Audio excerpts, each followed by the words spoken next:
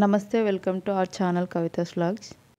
Today's vlogs easy వేలో chicken curry and bagara rice ఎలా చేసుకోవాలో చూపిస్తాను నేను. ముందుగా ఒక బౌల్లో వాటర్ తీసుకొని దాంట్లో పసుపు ఇంకా సాల్ట్ అయితే వేసి చికెన్ నేను కడిగి పక్కన పెట్టుకుంటాను. నేను చికెన్ ప్రతిసారి ఇలాగే కడుక్కుంటాను. ఇంకా ఇలా కడుక్కున్న తర్వాత కొంచెం సాల్ట్, కొంచెం పసుపు, ఇంకా కొంచెం కారం వేసి కలిపి పెడతాను. కొంచెం జింజర్ పేస్ట్ వేసి ఇంకా ఫ్రిడ్జ్లో పెడతాను. అది హాఫ్ అన్ అవర్ అలా మ్యారినేట్ చేసిన తర్వాత ఇంకా నేను కర్రీ చేస్తాను అన్నమాట. ఇలా చేస్తే ఏంటంటే ముక్కకు కారం అవి మసాలా బాగా పడుతుంది, ఇంకా టేస్టీగా ఉంటుంది. బాగా కలపాలన్నమాట, కారం అన్నీ ముక్కకు మంచిగా పట్టేలాగా. ఇంకా బగారా రైస్ కోసం అయితే రైస్ కడిగి పక్కన పెట్టుకున్నాను. ఇంకా స్టార్ట్ చేద్దాం బగారా రైస్ చేయడం. అయితే ఇంకా ఆయిల్ వేసుకొని కొంచెం కొత్తిమీర, మసాలాలు అయితే అవి వేసుకొని ఆనియన్ వేసుకోవాలి. ఆనియన్, పచ్చిమిర్చి,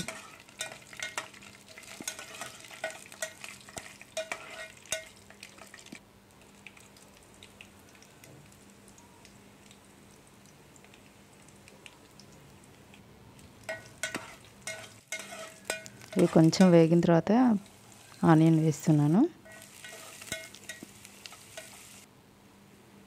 తర్వాత ఇంకా జింజర్ గార్లిక్ పేస్ట్,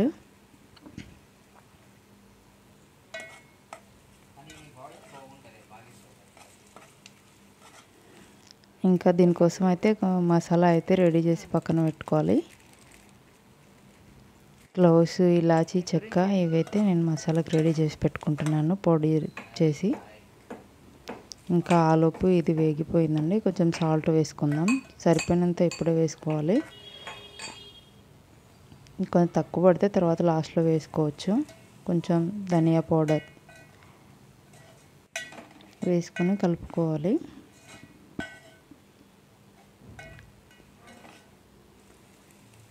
ఇంకా మసాలా అయితే వేస్తున్నాను.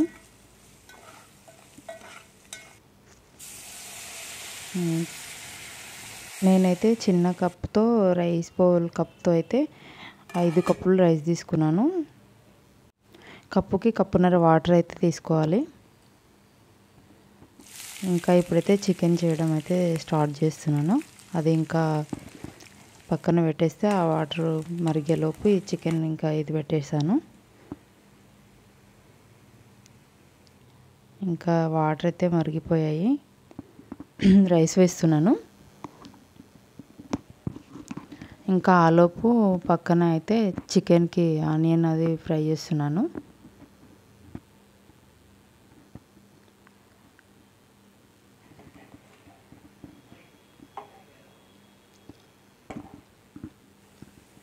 దీంట్లో కొంచెం జింజర్ గార్లిక్ పేస్ట్ మళ్ళీ చికెన్లోకి, ఇది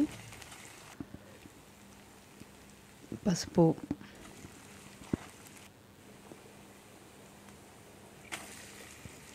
ఇంకా అవి బాగా వేగిన తర్వాత ఆనియన్ అయితే కలర్ చేంజ్ అయిన తర్వాత చికెన్ వేసుకోవాలి. ఇంకా ఇక్కడైతే బగారా అయితే అవుతుంది, ఆల్మోస్ట్ 70% అయ్యింది.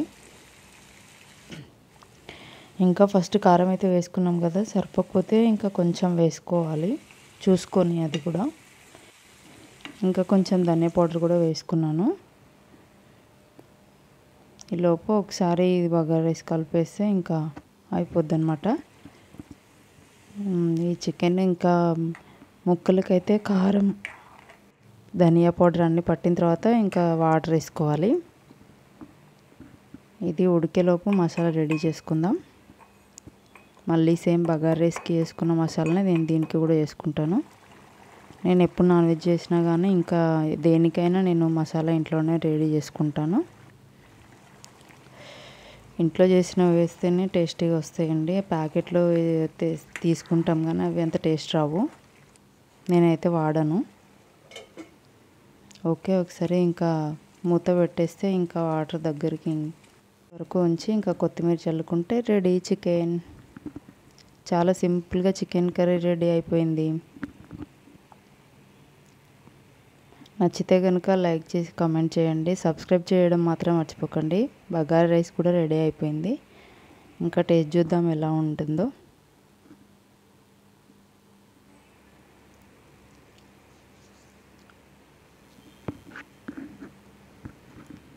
ఒకసారి ఇలా అయితే ట్రై చేయండి, చాలా అంటే చాలా టేస్టీగా ఉంటుంది. చాలా సింపుల్గా అయిపోతుంది, చాలా టేస్టీగా ఉంటుంది. సబ్స్క్రైబ్ చేయండి ఫ్రెండ్స్. Bye bye.